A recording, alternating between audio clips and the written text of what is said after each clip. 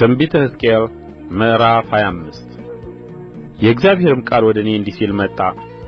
የሰው ልጅ ሆይ ፊትህን ወደ አሞን ልጆች አቅንተህ ትንቢት ተናገርባቸው። ለአሞንም ልጆች እንዲህ በል፣ የጌታን የእግዚአብሔርን ቃል ስሙ።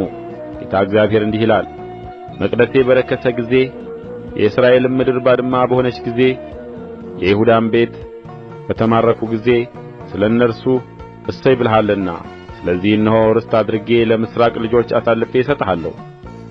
እነርሱም በአንተ ውስጥ ይሰፍራሉ፣ ማደሪያዎቻቸውንም በአንተ ዘንድ ይሠራሉ።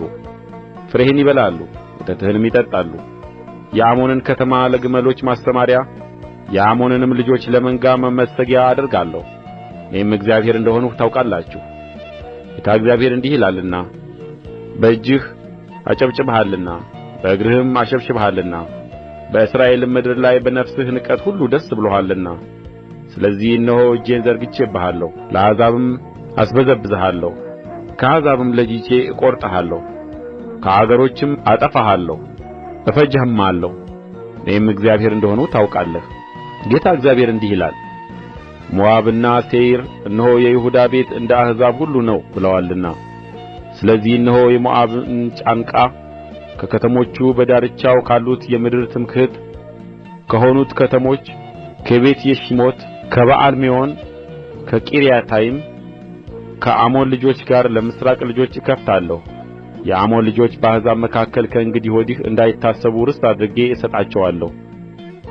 በሞዓብም ላይ ፍርድን አደርጋለሁ። እኔም እግዚአብሔር እንደ ሆንሁ ያውቃሉ። ጌታ እግዚአብሔር እንዲህ ይላል፣ ኤዶምያስ በይሁዳ ቤት ላይ በቀል አድርጎአልና ቂም ይዞአልና ብድራትንም አስከፍሎአልና፣ ስለዚህ ጌታ እግዚአብሔር እንዲህ ይላል፣ እጄን በኤዶምያስ ላይ እዘረጋለሁ፣ ከእርስዋም ዘንድ ሰውንና እንስሳን አጠፋለሁ። ከቴማንም ጀምሮ ባድማ አደርጋታለሁ፣ እስከ ድዳንም ድረስ በሰይፍ ይወድቃሉ። በሕዝቤ በእስራኤል እጅ ኤዶምያስን እበቀላለሁ። እንደ ቍጣዬና እንደ መዓቴም መጠን በኤዶምያስ ያደርጋሉ፣ በቀሌንም ያውቃሉ ይላል ጌታ እግዚአብሔር። ጌታ እግዚአብሔር እንዲህ ይላል፣ ፍልስጥኤማውያን በቀልን አድርገዋልና በዘወትርም ጠላትነት ያጠፉ ዘንድ በነፍሳቸው ንቀት ተበቅለዋልና፣ ስለዚህ ጌታ እግዚአብሔር እንዲህ ይላል፣ እነሆ እጄን በፍልስጥኤማውያን ላይ እዘረጋለሁ፣ ከሊታውያንንም እቈርጣለሁ፣ የባሕሩንም ዳር ቅሬታ አጠፋለሁ። በመዓት መቅሠፍትም ታላቅ በቀል አደርግባቸዋለሁ። በቀሌንም በላያቸው ባደረግሁ ጊዜ እኔ እግዚአብሔር እንደ ሆንሁ ያውቃሉ።